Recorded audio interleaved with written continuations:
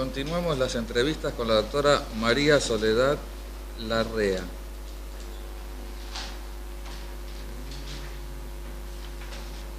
Vos estás en este concurso 37 para fiscal de primera instancia y en el 45 para jueza de primera instancia, en ambos casos contenciosa.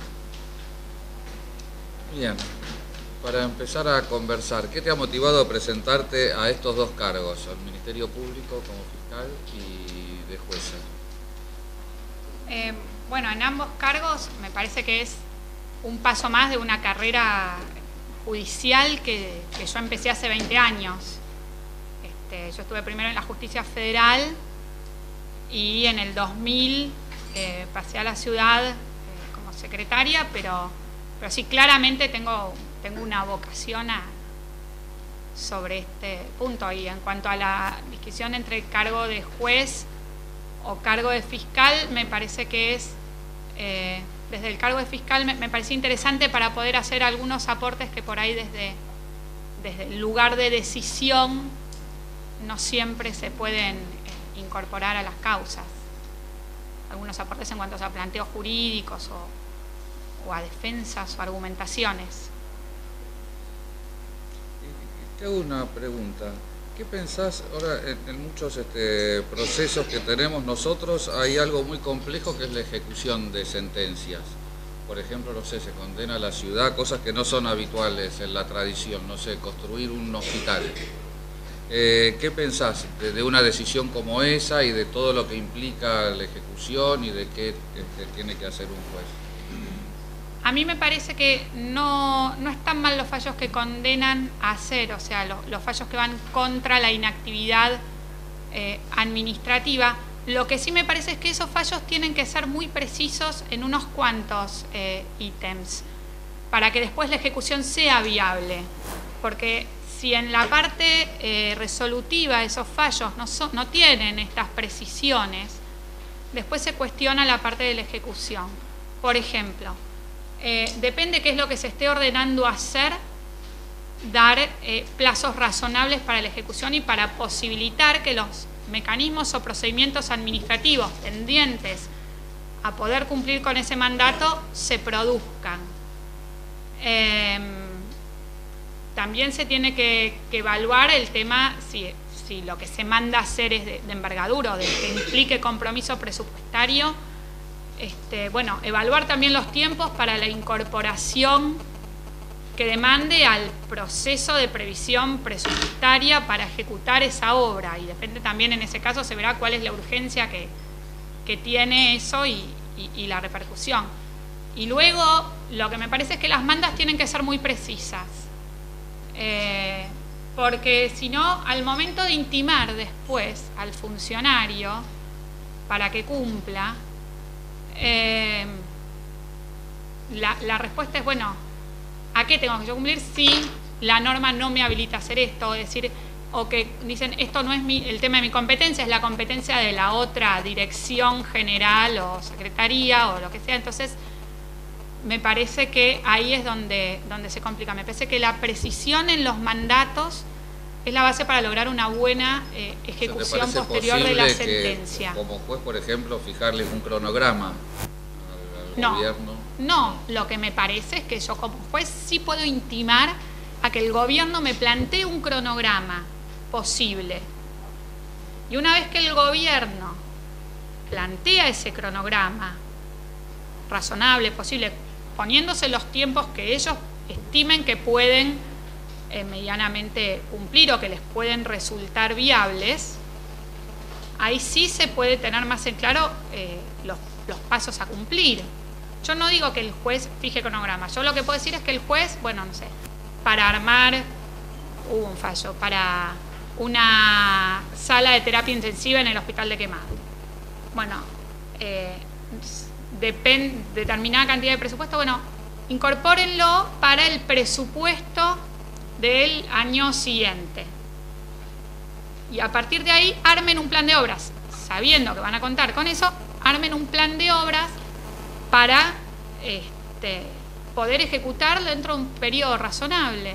O sea, me parece que también la Corte ha marcado y está siendo bastante específica en esto de que si hay obligaciones, si el Poder Judicial ha ordenado hacer algo, obligaciones de hacer concretamente, no es válido excusarse diciendo no, eso se están inmiscuyendo en lo que es una actividad administrativa. Me parece que sí, los límites son siempre tener en claro que es una manda judicial y que por lo tanto tiene que ser cumplida, y que a su vez el juez, cuando va a dar esa manda, también tenga claro cuáles son sus límites.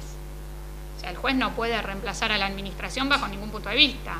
El límite es que obliga a la administración a hacer lo que debe hacer, como quiera, pero que algo haga. O sea que a su manera, digamos, si se participa en la construcción o de una escuela o de un hospital, de alguna forma participa en la política pública el Poder Judicial. No. A ver, lo que es que la política pública de alguna manera está fijada ya por el marco normativo, o sea, por la Constitución, por las leyes que establecen que tiene que haber, no sé, determinada cantidad de centros de salud, determinada cantidad de escuelas, que tiene que haber escuelas necesarias para todos los chicos de la ciudad. Eso está fijado por la norma. El juez lo que hace es ordenar a la administración que cumpla con esa norma, es decir, que provea la infraestructura necesaria para cumplir con la manda legal, pero el juez no es el que fijó el mandato. El mandato está. En esto me parece que es muy importante para determinar cuándo hay omisión o no administrativa, porque la omisión controlable o la omisión que el juez puede controlar u ordenar suplir es la que está contenida en una manda legal, una ley, en una norma. No es una cuestión de... El juez no está para suplir el criterio administrativo, pero sí, si hay un claro un mandato expreso, bueno, ahí sí se configura la omisión, frente al mandato expreso incumplido.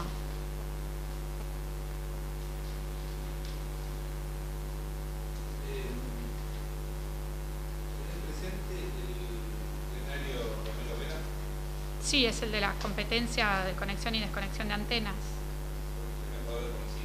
Sí, sí, sí.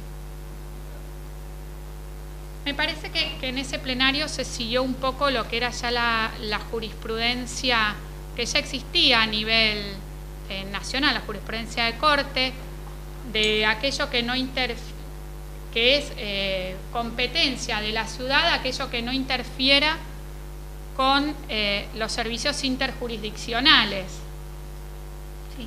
Y en el caso de las antenas hace directa referencia a la cuestión de las telecomunicaciones. Esto es interjurisdiccional. Aparte, en la práctica, sino acá es lo que pasa cuando hay una superposición de facultades en algún punto, ¿no? Porque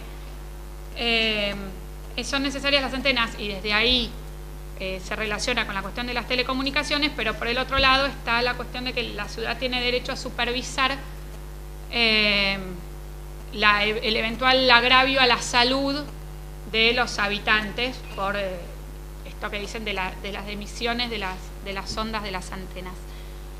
Pero en el caso de Romero Vera tampoco era que estaba aprobado esa afectación a la salud de los actores.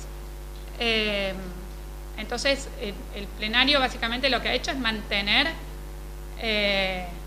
la postura tradicional de la Corte, que era las facultades de las jurisdicciones territoriales encuentran como límite aquello que implique la prestación de un servicio a nivel federal, que va a quedar regulado por la normativa federal.